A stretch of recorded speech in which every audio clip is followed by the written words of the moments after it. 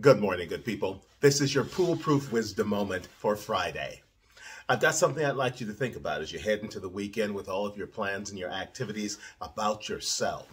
Now, if you know anything about things I've said and ideas I've shared, you know I believe that love of God and love of self is foundational to everything else that we do.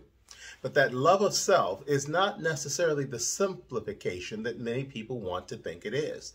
Because loving yourself is more than just loving yourself. It means giving consideration to how you act, what you say, what you think, what you do.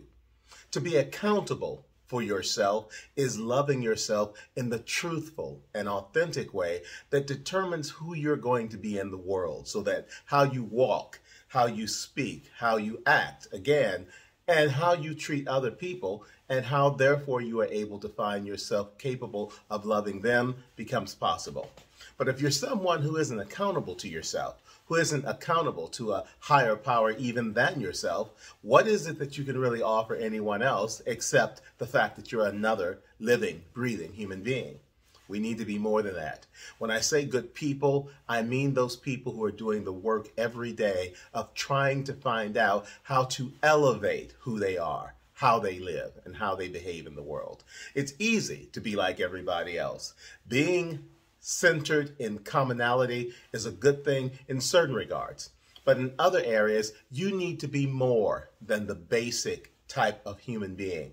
You can't be a basic human being and care about everybody else, because self-preservation for the basic human being is what everybody tends to be focused upon. But when you elevate your experience to say, I want to be a human being who cares for other human beings, and therefore I hold myself accountable for a higher standard of behavior and action than perhaps other people do, it changes you for the good.